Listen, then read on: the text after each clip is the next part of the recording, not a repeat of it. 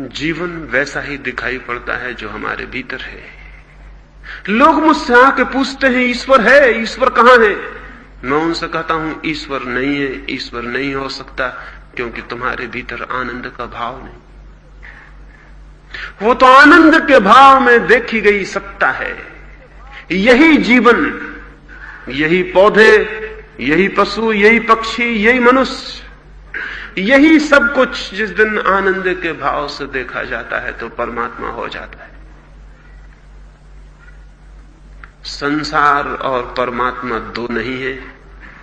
एक ही अस्तित्व को दो ढंग से देखे जाने पर, दुख के ढंग से देखे जाने पर संसार है और आनंद के ढंग से देखे जाने पर परमात्मा है।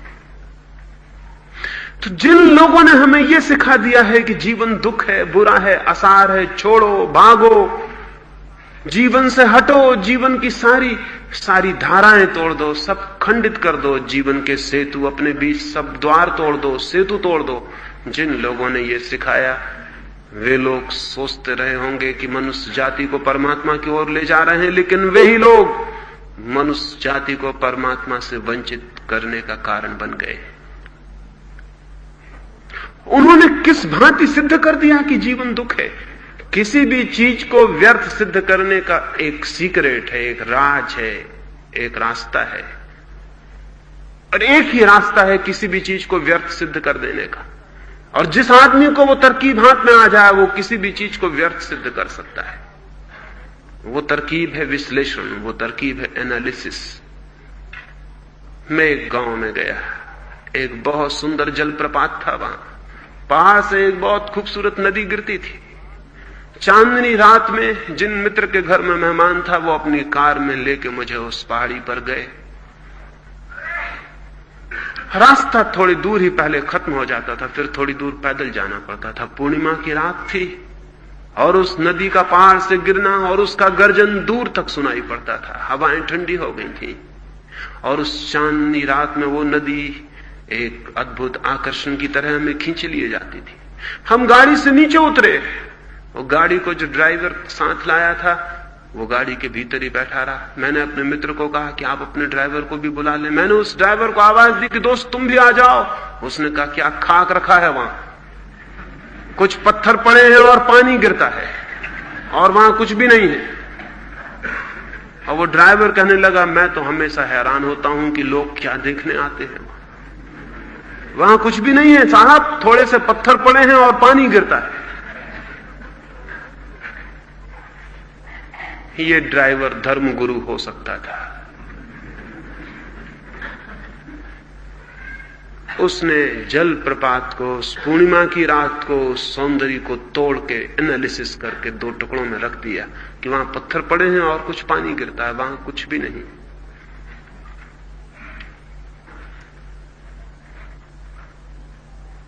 एक कवि देखता है फूल में किसी न मालूम किस सौंदर्य की प्रतिमा को।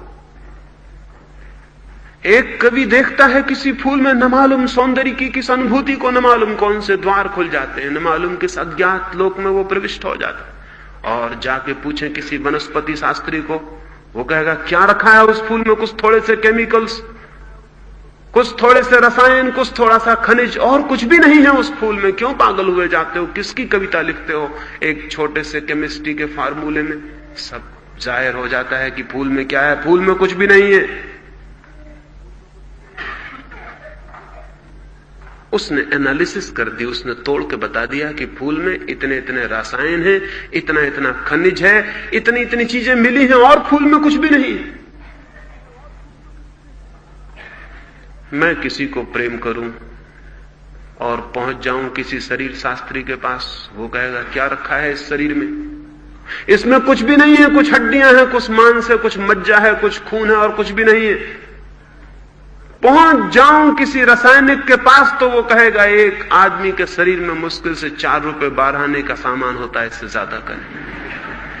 कुछ लोहा होता है, कुछ कैल्शियम होता है, कुछ फला होता है, कुछ ढिका होता है। अगर बाजार में खरीदने ना तो 4-5 रुपए में सब मिल जाता है। क्या परेशान हो रहे हैं इसको प्रेम करने के लिए? शरीर में कुछ भी नहीं है, ये 4-5 रुपए का सामान है, बाजार से खरीद ले, एक पेटी में रख ले, खूब प्रेम करें। वो बात बिल्कुल ठीक कह रहा है। उसने आदमी के शरीर का विश्लेषण करके बता दिया, इतना लोहा है, इतना फला है, इतना ये है, इसमें ज्यादा कुछ है नहीं, क्यों परेशान हुए जाते हैं, इसमें प्रेम करने की बात कहां है। उसने एनालिसिस कर दी, उसने चीजों को तोड़ के रख दिया। एक बड़ी प्यारी कविता है, उसे सुनते हैं तो प्राणों के तार झंझना जाते हैं, उसे सुनते हैं तो कोई प्राणों की वीणा बज उठती है। लेकिन पहुंच जाएं किसी व्याकरण के जानने वाले के पास, किसी ग्रामरियन के पास, वो कहेगा क्या खाक रखा है इसमें, कुछ शब्दों का जोड़ है, एक एक शब्द तोड़ के रख देगा। मार्क ट्वेन एक अपने मित्र उपदेशक का भाषण सुनने गया था। वो उपदेशक बहुत अद्भुत था, उसकी वाणी में कुछ जादू था, कोई बात थी, सुनने वालों के प्राण किसी दूसरे स्तर पर उठ जाते थे। 1-1.5 घंटे तक मार्क ट्वेन उसे सुनता रहा, लोग मंत्रमुग्ध थे। फिर मार्क ट्वेन बाहर निकला, उसके मित्र उपदेशक ने पूछा कि कैसा लगा, मैंने जो कहा वो कैसा लगा। मार्क ट्वेन ने कहा कुछ भी नहीं, सब गड़बड़ था और सब उधार था। एक किताब मेरे पास है, उसमें ये सब लिखा हुआ है जो तुम बोले, एक एक शब्द लिखा हुआ है उसमें। बड़े बेईमान आदमी मालूम होते हो, इसमें तुमने कुछ भी नहीं बोला, मेरे पास एक किताब उसमें सब लिखा। वो तो बहुत हैरान हो गया, उसने कहा कोई किताब जिसमें ये सब लिखा हुआ है, एक एक शब्द। मैं तुमसे शर्त बतता हूं, क्योंकि मैंने तो आज तक कोई किताब पढ़ी नहीं, मैंने जो कहा है वो मैंने कहा है। मार्क ट्वेन ने उससे 1,000 रुपए की शर्त बदली। वो उपदेशक बहुत हैरान था कि कैसे हो सकता है। दूसरे दिन मार्क ट्वेन ने एक डिक्शनरी उसके पास भेज दी कि इसमें सब शब्द लिखे, जो भी तुम बोले इसमें सब लिखा हुआ है, एक एक शब्द लिखा हुआ है, पढ़ लो और 1,000 रुपए मुझे भेज दो। उसने विश्लेषण कर दिया, मार्क ट्वेन ठीक कहता है, डिक्शनरी में सब लिखा हुआ है, सभी शब्द लिखे हुए हैं, जो भी दुनिया में कोई बोल सकता है सब लिखे हुए हैं। लेकिन बोलना शब्दों का जोड़ नहीं है, और न आदमी हड्डियों और मांस मज्जा का जोड़ है, और न फूल रसायन और खनिज का जोड़ है, और न कविता व्याकरण के नियमों का जोड़ है। जिंदगी चीजों का जोड़ नहीं है, जोड़ से कुछ ज्यादा है, और वो ज्यादा उसको दिखाई पड़ता है जो चीजों को तोड़ता नहीं, जोड़ता है। उस ज्यादा का देख लेना ही धार्मिक मनुष्य का अनुभव। पिकासो का नाम सुना होगा, एक अद्भुत चित्रकार है, पेंटर है। एक अमरीकी करोड़पति ने अपना एक चित्र बनवाया पिकासो से। करोड़पति था, उसने ये उचित न समझा कि दाम पहले तय कर ले, कितने मांगेगा ज्यादा से ज्यादा। फिर उसके पास पैसे की कोई कमी भी न थी। पिकासो ने भी दाम तय करने की कोई बात ठीक न समझी। चित्र 2 साल में बना।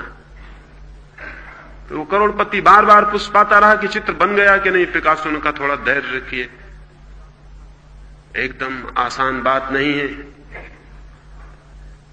भगवान भी आपको बनाता है तो 9 महीने लग जाते हैं पेट में। मैं तो भगवान नहीं हूं, मैं तो एक साधारण मनुष्य हूं, मैं बना रहा हूं आपको फिर से दोबारा। 2-4 वर्ष लग जाए तो कोई कठिन नहीं है। बड़ा हैरान था वो करोड़पति की, क्या पागलपन की बातें कर रहा है, मेरा चित्र बना रहा है तो क्या 2-4 वर्ष लगाएगा। फिर 2 वर्ष बाद उसने खबर भेजी कि चित्र बन गया, आप आ जाएं और ले जाएं। वो करोड़पति लेने आया। चित्र सुंदर बना था, उसे बहुत पसंद पड़ा। उसने पूछा इसके दाम। पिकासो ने कहा कि $5,000। उसने कहा क्या $5,000? छोटा सा कैनवस और थोड़े से रंग, इसका दाम $5,000? क्या मजाक करते हैं? इस कैनवस के टुकड़े की और इन रंगों की इतनी कीमत? 10-5 रुपए में बाजार में मिल जाएगा ये सब सामान। तो उसने एनालिसिस कर दी, उसने विश्लेषण कर दिया कि इतनी चीजों से मिलकर बना है, इसका दाम $5,000। ये कोई बात है? पिकासो ने अपने सहयोगी को कहा कि जा भीतर इससे बड़ा कैनवस का टुकड़ा ले आ और रंग की पूरी ट्यूब ले आ, और इनको दे दे और जितने दाम ये देते हो दे जाएं। उसका साथी गया, वो एक कैनवस ले आया, रंग की भरी हुई ट्यूब ले आया, ला के सामने रख दी और कहा कि अब आपकी जो मर्जी हो, $10-5 वो दे जाएं और ले जाएं, ये आपका पोर्ट्रेट रहा। वो करोड़पति कहने लगा, क्या मजाक करते हैं, रंग को और कैनवस को ले जाके मैं क्या करूंगा? तो पिकासो ने कहा, फिर याद रखें, चित्र रंग और कैनवस का जोड़ नहीं, उन दोनों से कुछ ज्यादा है। रंग और कैनवस के द्वारा हम उसको उतारते हैं जो रंग और कैनवस नहीं है। रंग और कैनवस सिर्फ अपॉर्चुनिटी है, सिर्फ अवसर है। उनके माध्यम से हम उसको प्रकट करते हैं जो कि रंग और कैनवस के बाहर है, और रंग और कैनवस से जिसका कोई संबंध भी नहीं है। हम दाम उसके मांगते हैं और अब 5,000 में निपटारा नहीं होगा, 50,000 देते हो तो ठीक, अब ये बिक्री नहीं होगी। वो $50,000 उस चित्र के दिए गए। वो उसे $5 की भी चीज न मालूम पड़ती थी, वो $50,000 की कैसे दिखाई पड़ी? दिखाई पड़ी इसलिए कि अगर चीजों को हम तोड़ के देखें तो 2 कौड़ी की हो जाती हैं, और उनको जोड़ के देखें तो उनमें एक अद्भुत अर्थ प्रकट हो जाता है। जीवन में अगर दुख और निसार और असार को साधना हो तो तोड़ के देख लें पूरी जिंदगी को, सब व्यर्थ हो जाएगा। और अगर जिंदगी में परमात्मा को खोजना हो तो एनालिसिस नहीं, सिंथेसिस, चीजों को जोड़ के देखना है, और ग्रेटर टोटलिटी में, और बड़ी समग्रता में चीजों को जोड़ कर देखना है। अंततः एक पूरी इकाई में सारी चीजें जिस दिन जोड़ के देखी जाती हैं, उस दिन परमात्मा प्रकट हो जाता है। तो दुख का मार्ग है विश्लेषण और आनंद का मार्ग है संश्लेषण। केवल वे ही लोग आनंद को उपलब्ध होते हैं जो संश्लेषण की विधि में दीक्षित हो जाते हैं। लेकिन हम सारे लोग विश्लेषण की विधि में दीक्षित किए गए हैं। पहले धर्मों ने विश्लेषण सिखाया, फिर पीछे विज्ञान ने विश्लेषण सिखाया, और संश्लेषण की कोई शिक्षा नहीं रह गई कि हम चीजों को जोड़ के देख सकें, हम चीजों को इकट्ठा होकर देख सकें, हम चीजों को उनके इकट्ठेपन में देख सकें, उनके टुकड़े टुकड़े अंशों में नहीं, खंडों में नहीं। जीवन में जो भी श्रेष्ठ है वो अखंड में है, और जीवन में जो भी व्यर्थ है वो खंडों में है। किसी भी चीज को व्यर्थ करना हो, खंडों में तोड़ लें और देख लें, वो व्यर्थ हो जाएगी। और किसी भी चीज को सार्थक करना हो तो उसे अखंड में देखें और वो सार्थक हो जाएगी। तो आनंद की दृष्टि, आनंद की साधना जीवन के सब खंडों में अखंड को देखने की साधना है, टुकड़ों में, पार्ट्स में, होल को देखने की साधना है। और दुख की दृष्टि सब अखंडों को खंडों में, टुकड़ों में तोड़ने की साधना है। तो अंतिम ये बात, तीसरा सूत्र जीवन की क्रांति के लिए आपको कहना चाहता हूं, और वो ये कि जीवन को संश्लेषण में देखें, जोड़ें और देखें, चीजों को ज्यादा से ज्यादा बड़े जोड़ में देखें, और तब आप पाएंगे कि रंग और कैनवस के ऊपर जो है उसकी झलक मिलनी शुरू हो गई। और तब आप पाएंगे शब्द और व्याकरण के जो ऊपर है उस काव्य की अनुभूति आनी शुरू हो गई। और तब आप पाएंगे कि खनिज और रसायन के जो ऊपर है उस फूल का दर्शन शुरू हो गया। और तब आप पाएंगे हड्डी, मांस और मज्जा के जो ऊपर है उस आत्मा की किरणें उतरने लगी। और तब आप पाएंगे कि मिट्टी, पत्थर और आकाश के जो ऊपर है उस परमात्मा के द्वार भी खुलने शुरू हो गए। ये द्वार जब भी खुलता है ऐसे ही खुलता है, और ये द्वार जब भी बंद होता है तो ऐसे ही बंद हो जाता है। द्वार हम बंद किए बैठे हैं, हम अपनी पीठ किए बैठे हैं उस तरफ जहां मार्ग हो सकता है, और उस तरफ आंखें किए बैठे हैं जहां मार्ग नहीं हो सकता है।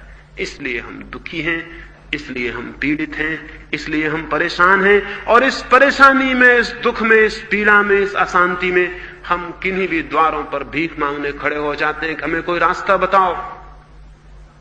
और रास्ता बताने वाले लोग मिल जाते हैं, लेकिन मजा यह है कि वे ही लोग हैं रास्ता बताने वाले लोग जिनने ये सारी की सारी समस्या खड़ी कर दी।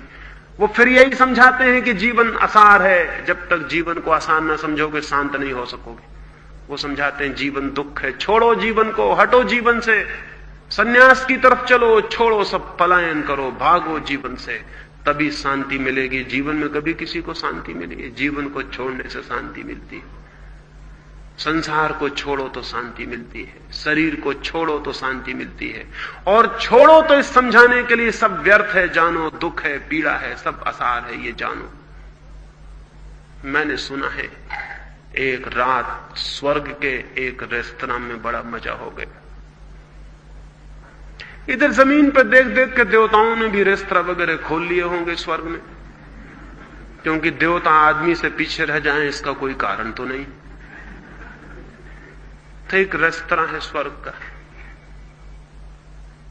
लाओ त्से चीन का एक अद्भुत विचारक बुद्ध को हाथ पकड़े हुए उस रेस्तरां में लिए चला जा रहा है। पीछे पीछे कन्फ्यूशियस भी चला आ रहा है। वो तीनों जाके टेबल पे बैठ गए। बुद्ध तो आंखें बंद किए हुए हैं। वो कहते हैं मुझे बाहर जाने दो, मुझे कुछ रस रंग नहीं आता इन सब बातों में।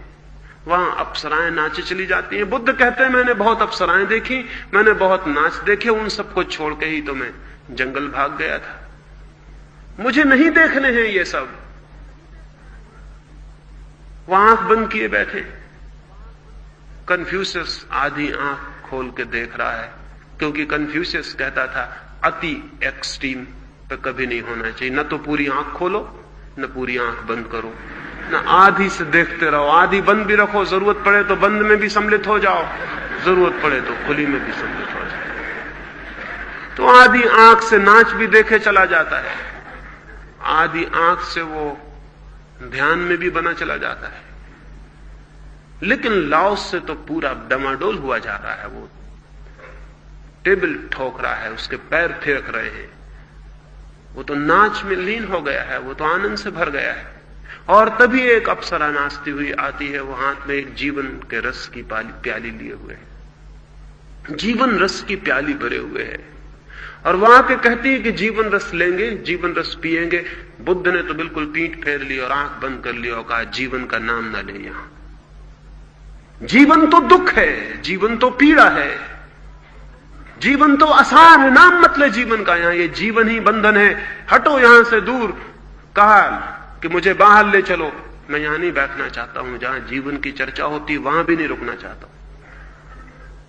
मुझे नहीं पीना है, मैंने बहुत देख लिया, जीवन बहुत कड़वा है।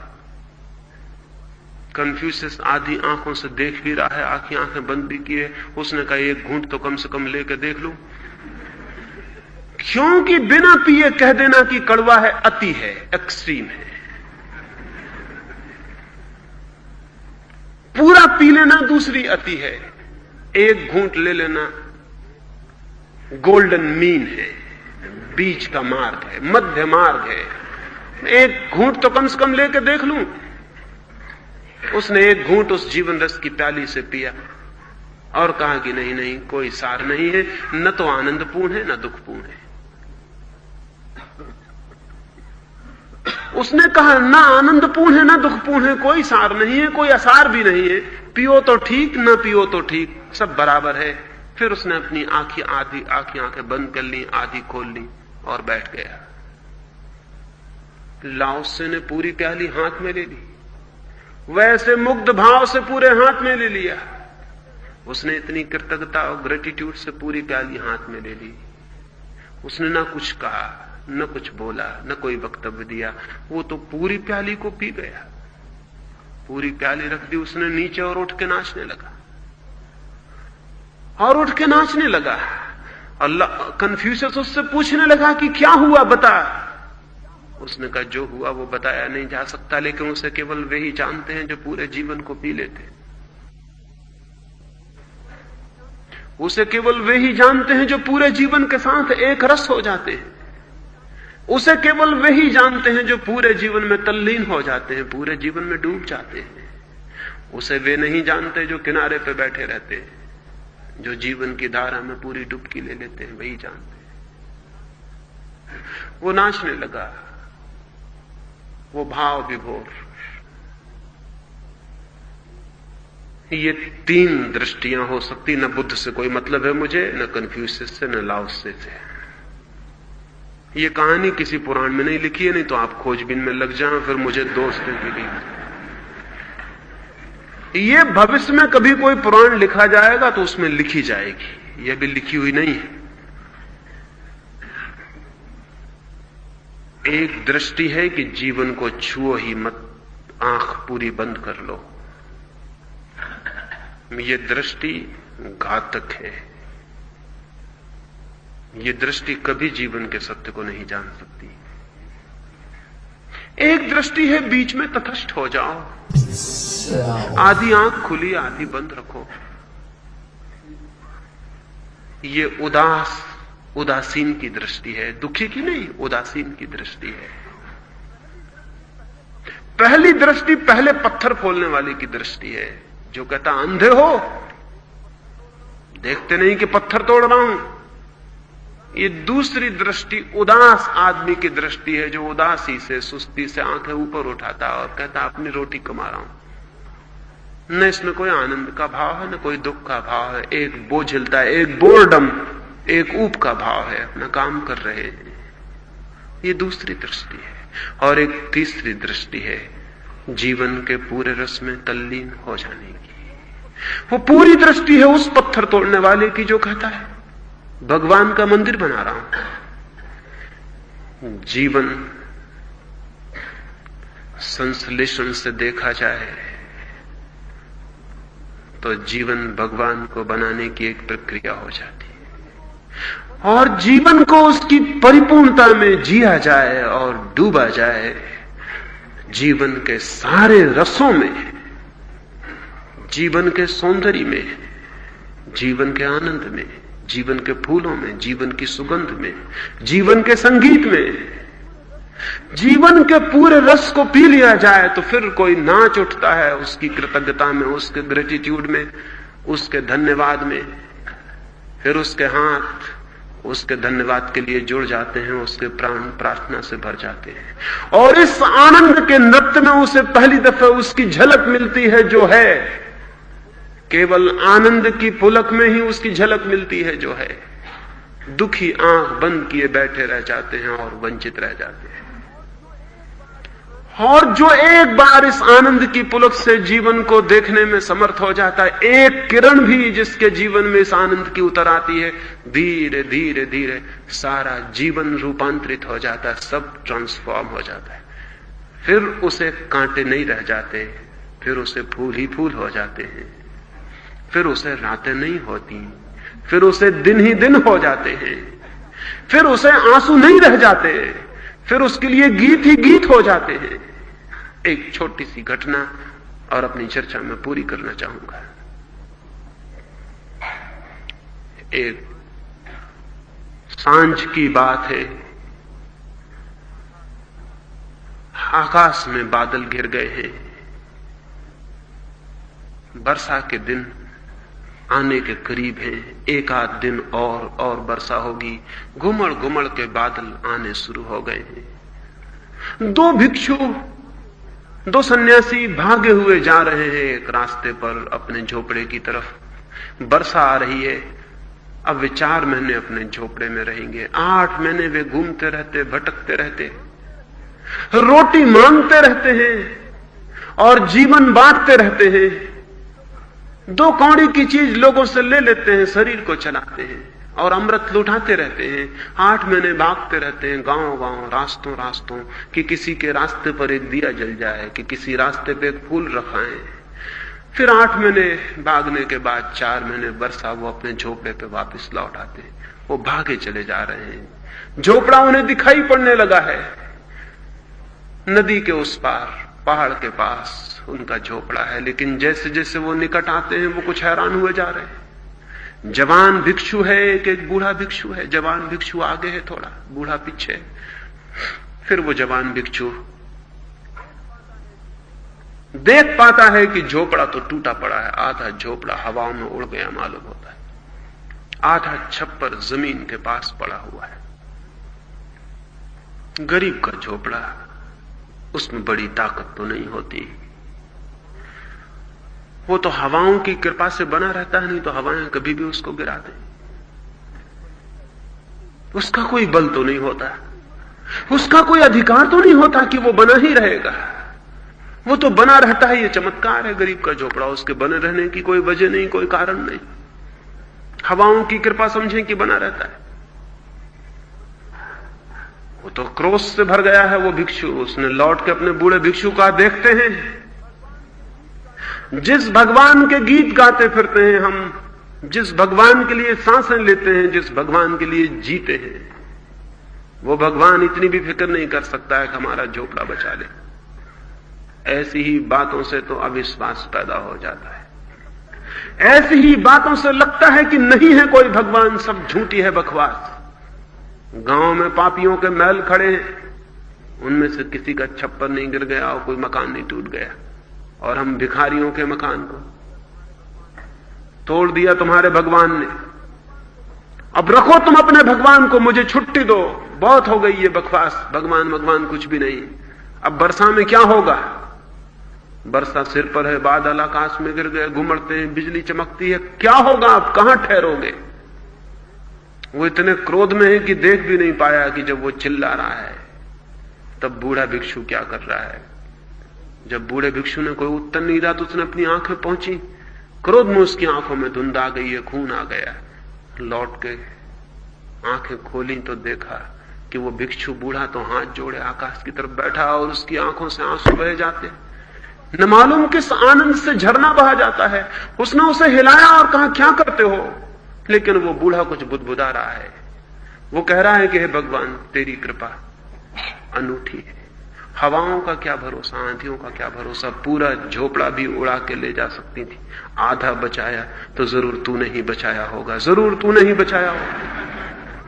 वो बुदबुदा रहा है, उसके हाथ जुड़े, उसकी आंखों से आंसू बहे चले जा रहे हैं, उसके चेहरे पे एक रोशनी झलक रही है। वो ये कह रहा है कि जरूर आंधियों का क्या भरोसा, आंधियों का क्या भरोसा, पूरा झोपड़ा उड़ा के ले जा सकती थी, जरूर तूने रोका होगा, जरूर तूने बाधा दी होगी, नहीं तो आधा कैसे बचता। धन्यवाद, आधे झोपड़े से भी काम चल जाएगा। जब तूने समझा कि आधा हमारे लिए काफी है तो हम कैसे समझें कि ना काफी है, जरूर आधे से काम चल जाएगा। वो जवान तो क्रोध से भर गया है इस बात को सुन के, और फिर वे दोनों झोपड़े पर पहुंच गए। बूढ़ा तो ऐसे आनंद मग्न घूम रहा है झोपड़े में जिससे झोपड़ा महल हो गया हो, जिससे मिट्टी का झोपड़ा सोने का बन गया हो। झोपड़ा टूटा पड़ा है, ध्वंस, और वो जवान क्रोध से भरा हुआ है। फिर रात उतर आई और बादल चमकने लगे और बिजलियां गरजने लगी और जोर की आवाजें होने लगी, और वे दोनों सो गए हैं। जवान रात भर करवटें बदल रहा है, क्योंकि जो क्रोध में है वो सो कैसे सकता है। वो करवटें बदल रहा है, उसके मन में क्रोध घना होता जा रहा है। ऊपर आकाश दिखाई पड़ रहा है, बिजली चमक रही है, पानी की बूंदें पड़ने लगी हैं, उसका क्रोध घना होता जा रहा है। अगर उसके बस में हो भी भगवान मिल जाए तो उनकी गर्दन दबा दे। सारी प्रार्थनाएं वापस ले लेना चाहता है जो उसने की, और भगवान की जो सारी प्रशंसा की वो सब तोड़ देना चाहता है। तो उसका मन बड़े विद्रोह से भर गया है। लेकिन बूढ़ा बड़ी गहरी शांति में सोया हुआ है। बिजली चमकती है तो उसके चेहरे पर जो प्रकाश आता है उससे लगता है जैसे वो न मालूम किस गहरी नींद में, शायद नींद में नहीं, वो समाधि में, शायद वो किसी गहरे ध्यान में, वो न मालूम किन गहराइयों में डूबा हुआ है। सुबह वे दोनों उठते हैं, एक तो रात भर नहीं सोया है, दूसरा रात भर सोया है। सुबह उठ के ही उस जवान ने फिर गालियां देनी शुरू कर दी। वो बूढ़ा सुबह उठ के ही एक गीत लिख रहा है। वो गीत बड़ा प्रसिद्ध है, उस गीत के अर्थ बड़े अनूठे हैं। उस गीत में वो फिर कहता है कि हे परमात्मा, तू कितना अद्भुत है। हमें पता भी नहीं था कि आधे छप्पड़ में सोने का आनंद क्या है। रात बिजलियां चमकती थी तो मेरी रात तो मेरी नींद भी उनसे आलोकित हो जाती थी। आकाश में तारे दिखाई पड़े, कभी आंख खुली तो तारे दिखाई पड़ गए। नींद में कभी मैंने तारे नहीं देखे थे, और मुझे ख्याल भी ना था कि नींद की शांति में तारे कितने प्रीतिपूर्ण मालूम होते हैं और उनसे कैसा संबंध जुड़ जाता है। दिन की रोशनी में रात के जागरण में देखी थी तेरी प्रकृति, लेकिन नींद के मखमली पर्दे से कभी नहीं झांका था कि तेरी दुनिया इतनी अद्भुत है। और अब तो मजा हो जाएगा, वर्षा आ गई है, बूंदें टपकेंगी तेरी। आधे छप्पर में हम सोए भी रहेंगे, आधे छप्पर में तेरी बूंदों का संगीत भी रात भर नाचता रहेगा, और कभी भी आंख खोलेगी तो हम तेरी बूंदों को देख लेंगे। अगर हमें पता होता कि इतना आनंद है तो हम तेरी हवाओं को कभी तकलीफ न देते, हम खुद ही आधा छप्पर तोड़ देते, लेकिन हमें यह पता ही नहीं था। ये एक धार्मिक व्यक्ति की जीवन के प्रति दृष्टि है। न तो आपके मंदिर में जाने से आप धार्मिक होते, न आपकी मस्जिद में जाने से आप धार्मिक होते, ना आप गीता के चरणों में सिर रखने से धार्मिक होते हैं, और ना आप कुरान को सिर पर ढोने से धार्मिक होते हैं। न बुद्ध और महावीर की तस्वीरों के सामने घुटने टेकने से आप धार्मिक होते हैं। धार्मिक आदमी की तस्वीर यह है कि धार्मिक आदमी जीवन के कांटों में फूलों को देखने में समर्थ होता है, जीवन की पीड़ाओं में आनंद को देखने में समर्थ होता है। आधे उड़ गए छप्पर में, आधे बचे छप्पर को देखने में समर्थ होता है। यह धार्मिक क्रांति का तीसरा सूत्र है, आनंद का, अनुग्रह का, ग्रेटिट्यूड का भाव। ये भाव जितना गहरा और विकसित होता चला जाता है, उतना ही जीवन रूपांतरित होता है, और उतने ही पदार्थ में उसके दर्शन होने लगते हैं जो पदार्थ नहीं, और उतने ही पार्थिव में उसकी झलक मिलने लगती है जो अपार्थिव है। फिर सीमाओं में असीम उतरने लगता है, और रेखाओं के बीच वो दिखाई पड़ने लगता है जो रेखाओं में बंधता नहीं। फिर शब्दों में निशब्द के दर्शन होते हैं, और फिर सब ओर सब दिशाओं में, सबके भीतर और सबके बाहर उस एक की ही ज्योति फैलनी शुरू हो जाती है, और उस ज्योति में व्यक्ति स्वयं भी लीन हो जाता है और एक हो जाता है। जीवन के साथ ये एकता और लीनता ही मुक्ति है, जीवन के विरोध में नहीं। जीवन में डूबकर वो उपलब्ध होता है जो प्रभु है। अंत में फिर से दोहरा दूं, पहली कड़ी विश्वास नहीं, अंधापन नहीं, विचार। दूसरी कड़ी ज्ञान नहीं, थोथा ज्ञान नहीं, शब्दों और शास्त्रों से सीखा ज्ञान नहीं, बल्कि विस्मय, विमुग्धता।